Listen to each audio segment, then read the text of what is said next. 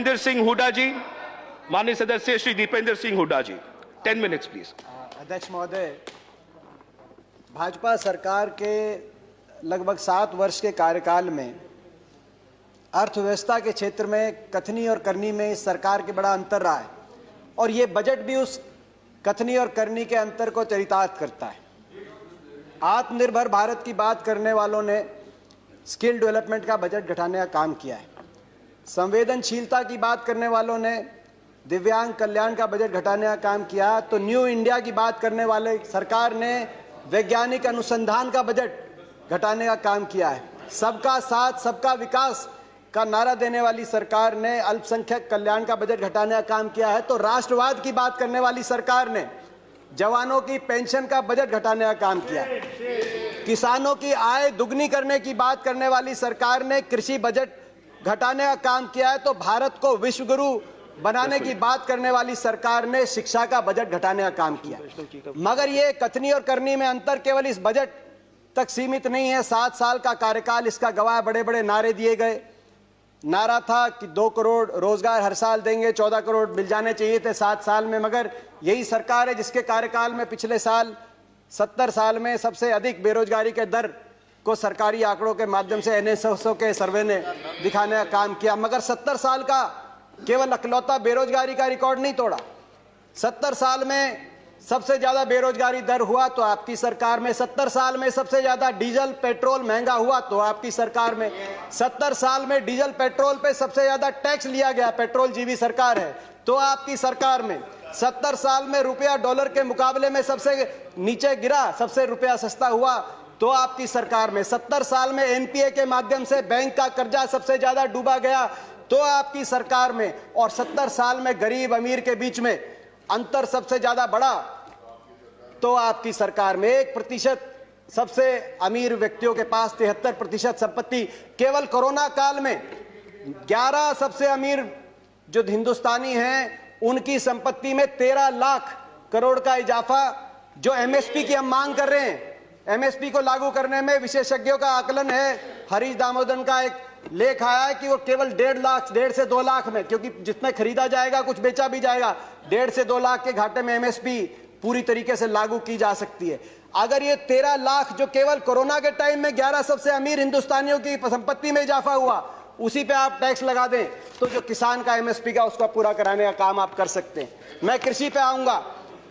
उम्मीद थी कि ये बजट किसानों को समर्पित होगा, क्योंकि जब आपकी अर्थव्यवस्था डगमगा गई थी कोरोना में तो किसान अपने हल को लेकर निकला था, ट्रैक्टर का स्टीयरिंग पकड़ के निकला था और अर्थव्यवस्था को बचाने का काम किया था। उस समय आपकी भोजन की व्यवस्था अबाधित किसान ने देने का काम किया था। लेकिन कृषि बजट को ही आपने घटा दिया 8.5%।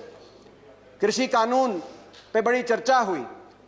ये कहा गया कि आंदोलन के बारे में बात करी, इन कानूनों में काला क्या है ये हमें नहीं बताया गया। मैं 2-3 बातें उसमें भी बताना चाहता हूं, काला क्या है। आपने कहा 11 राउंड बातचीत की हुई, किसान संगठनों ने कुछ काला नहीं बताया। नजरिए का फर्क है। आप इसको बड़े व्यवसायी के प्रॉफिट मार्जिन के नजरिए से देखते हैं या आप इसको किसान के जीवन मरण जीविका के नजरिए से देखते हैं। कहा गया कि बिन मांगे दिया गया, और बिन मांगे बहुत से कानून दिए गए थे। बाल कानून बिन मांगे दिया गया था, दहेज कानून, ट्रिपल तलाक बिन मांगे, कई बार अच्छे कानून बिन मांगे भी दिए जाते हैं। फर्क है उनमें और इसमें फर्क है। उनमें जिस वर्ग के लिए दिया गया वो वर्ग संघर्ष और आंदोलन के रास्ते पे नहीं आया। बाल कानून लागू हुआ तो दिल्ली को बच्चों ने नहीं घेरा बाल कानून वापस लिया जाए। दहेज का कानून आया तो महिलाएं धरने पे नहीं बैठी कि हमें दहेज देना है। मगर यहां जिस वर्ग के लिए आपने दिया वो वर्ग आज आपके दरवाजे पे आया, दिल्ली के आसपास लाखों की तादाद में बैठा है। आपने कहा मंडियां, अनुराग जी ने कहा मंडियां खत्म नहीं हुई। सही बात है, मंडी इसमें कोई प्रावधान नहीं मंडी समाप्त करने का। 2 मंडियां बन गई हैं, एक निजी मंडी जिसमें टैक्स नहीं लगेगा और एक सरकारी मंडी जिसमें टैक्स लगता है। 2 मंडी, एक देश एक विधान, एक देश एक संविधान, एक देश एक निशान, एक देश एक चुनाव, एक देश एक मार्केट। तो एक देश 2 मंडियां क्यों? किसान ही क्यों मिला आपको? एक मंडी। और ये जो टैक्स आप कह रहे टैक्स मुक्त कर दिया, टैक्स कौन देता है? खरीदार देता है इन मंडियों में टैक्स, किसान नहीं देता। पंजाब में 6.5%, हरियाणा में 4% और सरकार को देता है। हरियाणा पंजाब का ग्रामीण इंफ्रास्ट्रक्चर अच्छा क्यों है? हर गांव में अच्छी सड़कें क्यों हैं? क्योंकि ये जो टैक्स जाता है ग्रामीण इंफ्रास्ट्रक्चर और इन मंडियों के और किसानों के विकास के लिए इस टैक्स का इस्तेमाल होता है, इसीलिए आज पंजाब हरियाणा सबसे आगे। फिर बात आई कि एमएसपी खत्म। प्रधानमंत्री जी ने कहा एमएसपी थी, है और रहेगी। ठाकुर जी ने भी कहा कि कोई है किसमें दम जो बताए कि एमएसपी चली जाएगी। सही बात है, एमएसपी थी, है और रहेगी, मगर क्या एमएसपी सभी किसानों को मिलेगी और सभी फसलों पे मिलेगी? प्रश्न इस बात का उठता है। आप में दम है खड़े होकर आप कह दें कि एमएसपी मिलेगी हर किसान को देश में? आज भी शांता कुमार कमेटी बताती है कि मात्र 6% से 16% तक किसानों को एमएसपी मिलती है। बाकी देश में बहुत से ऐसे प्रदेश है जहां पे एमएसपी नहीं मिलती। आपको चाहिए तो यह था जो पंजाब हरियाणा पश्चिमी उत्तर प्रदेश में एमएसपी मिलती है वही एमएसपी बिहार में मिले, जहां धान 800 रुपए 1000 रुपए में जा रहा है, 1800 रुपए में हमारे यहां धान मिल रहा है। आपको चाहिए था कि इसको वहां पे लेके जाएं, मगर आप वहां के किसान को की परिस्थिति हमारे यहाँ की करने की बजाय हरियाणा पंजाब के किसान की परिस्थिति उस तरह की करने की तरफ लेके जाए। प्राइवेट की बात करी कि आप प्राइवेट का खिलाफत कर रहे हैं। प्राइवेट की खिलाफत नहीं कर रहे, प्राइवेट आए, मगर मंडी के अंदर आने से किसने रोका प्राइवेट को? प्राइवेट मंडी के अंदर आए और एमएसपी से ज्यादा में खरीदे। कह रहे हैं बाहर भाव ज्यादा मिलेगा, विकल्प होगा, बाहर ज्यादा मिलेगा, बाहर ज्यादा भाव मिलेगा प्राइवेट में। तो आपको यह कानून बनाने में क्यों आपत्ति है कि अगर एमएसपी से कम का कोई कॉन्ट्रैक्ट होगा तो वो कानूनी बाध्य, उस पर बाध्य होगा। हरियाणा के अंदर 2007 में हमने कॉन्ट्रैक्ट अमेंडमेंट लाए एपीएमसी के अंदर, निजी अलाउ किया निजी कंपनियों को, मगर साथ में कानून लिख दिया कि अगर कॉन्ट्रैक्ट एमएसपी से नीचे किया जाएगा तो गैर कानूनी होगा और कानूनी कार्रवाई होगी जो लोग इस तरह का कॉन्ट्रैक्ट करते हैं। आप कह रहे हैं ज्यादा मिलेगी तो आप कर दीजिए, ये कानूनी प्रावधान देने का आप काम करें। आपने कहा कि एक शरद पवार जी ने चिट्ठी लिखी थी, आपने कहा कि मुख्यमंत्रियों का समय हुड्डा कमेटी ने भी इसकी सिफारिश करी थी कि एपीएम सुधार हो, एपीएमसी एक्ट के अंदर बदलाव हो। मैं बताना चाहता हूं कि हुड्डा कमेटी ने, जिस कमेटी में प्रकाश सिंह बादल जी, ममता बनर्जी जी और नीतीश कुमार जी भी सदस्य थे, उस कमेटी ने क्या सुझाव दिया था इस पे? उन्होंने कहा था कि एपीएमसी में सुधार हो मगर एपीएमसी का विस्तार हो। सबसे पहले मंडी, जिस प्रकार से हरियाणा में हर 10 किलोमीटर में मंडी हमने स्थापित करी थी अपनी सरकार में, पूरे देश के अंदर हर 10 किलोमीटर में मंडी बने। दूसरा, प्राइवेट अगर आए तो मंडियों के अंदर आए, एमएसपी से ज्यादा पे खरीदें, एमएसपी से कम पे खरीदते हैं तो कानूनी कार्रवाई हो, वो ऐसी खरीदारी अलाउ ना हो। तीसरा, एमएसपी की कैलकुलेशन C2 के आधार पे हो, A2 कॉस्ट नहीं, C2 खर्चे के आधार पे एमएसपी कास्ट हो, जो आज किसानों की सबसे बड़ी मांग है। चौथा, एमएसपी जो चौथे उसमें कहा कि कर्जे का जो दर है वो no discussions please, no cross talk, no cross talk, no cross talk. किसी और की बात रिकॉर्ड पे नहीं जा रही है। दीपेंद्र जी कंटिन्यू। ये सिफारिश थी।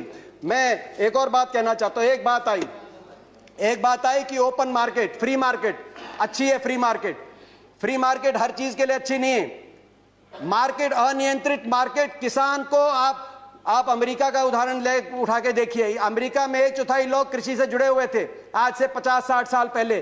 फ्री मार्केट लेके आए, आज मात्र 1% अमेरिका की जनसंख्या कृषि पे आधारित है। क्या एक कंसेप्ट आया फ्री मार्केट के बाद?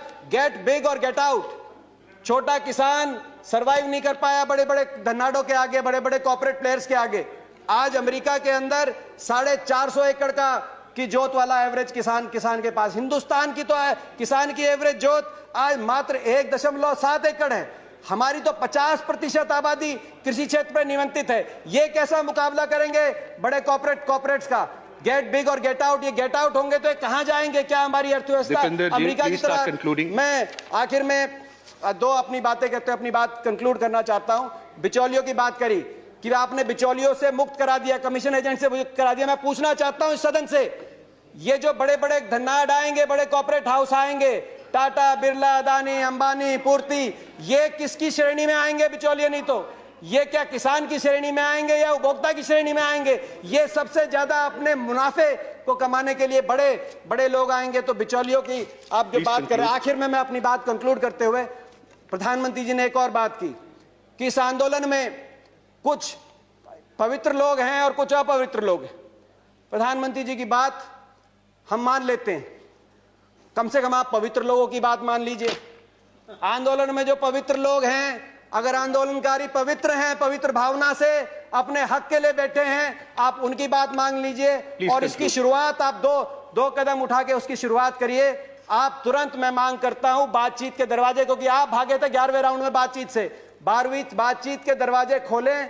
आपकी प्रजा है, अपनी प्रजा की बात मानने से आप छोटे नहीं होंगे, अपनी प्रजा की बात मानने से आपकी हार नहीं होगी। बातचीत के दरवाजे खोलते हुए, और दूसरा, जो 200 लोगों ने, 200 से ज्यादा किसानों ने अपनी जान कुर्बान करी है, उनके परिवारों के लिए आपके लिए सहानुभूति का एक शब्द नहीं निकला। कम से कम उनके परिवारों की मदद के लिए एक पैकेज की घोषणा करके विश्वास बनेगा। हम विश्वास बनाने वाले लोग हैं, विश्वास बनेगा। मैं हाथ जोड़ के आपसे प्रार्थना करता हूं, आपकी प्रजा, आपके लोग हैं, इनकी बात मानिए। आपका बहुत बहुत धन्यवाद। जय हिंद, जय जवान, जय किसान। नहीं, नॉट रिक्वायर्ड।